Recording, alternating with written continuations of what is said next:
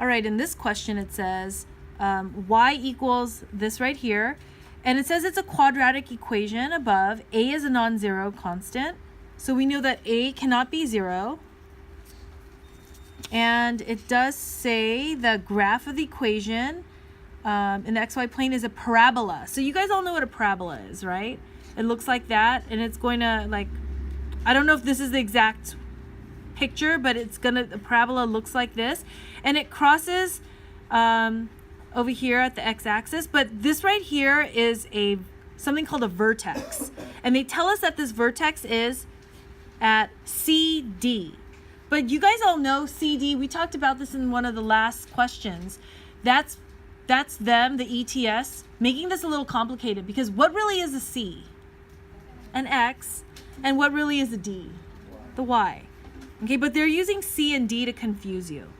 Okay?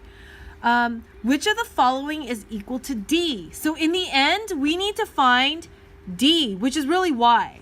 Okay? Find D or Y. It's the same thing. That's what our goal is for today. All right, so when they give you the vertex, you guys know that the vertex is technically in the middle of these two lines, right? So it's basically like a midpoint between them. And the midpoint formula is x1 plus x2 over 2. Okay? And so that's the first step that we're going to do, is we're going to find the midpoint, because they give us this vertex here, okay? And how do you find these x's? Well, they do give us this part right over here, okay? So we could just find the x-intercepts here. X minus 2 equals 0, x plus 4 equals 0. So that means x equals 2, x equals negative 4. I'm going to take these numbers and plug them in. Plug into midpoint formula. And that's going to be the 2 and the negative 4. So 2 plus negative 4 over 2 is going to be negative 2 over 2, which is going to equal 1. Okay? So that is our new x for this midpoint. Okay? So we know that C or x is negative 1. And we don't know what this is, but we're trying to find out what this is right over here. That's the goal. The goal is to find out what is this, also known as D.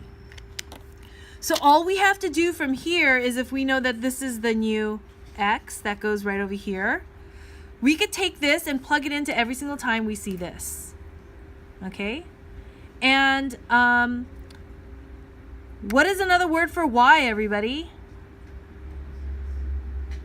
What's another word for y? D, okay? So what we're gonna do, I'm gonna take little notes here for you. Plug in negative 1 for every x. Next thing to do is replace the y with a D, so you're not confused. Sorry, I'm using text spelling, okay? So I'm going to do that. I'm going to put it right back here. So my y is now going to be a D. Do you guys get that? Because the y is the D, equals, a still stays the same. Now we got negative 1. Negative 1 minus 2. Negative 1 plus 4. And now I'm going to get here negative 3. And then right here I'm going to get positive 3. Multiply these together and you're going to get negative 9 times A is D. Is that the answer? Yes.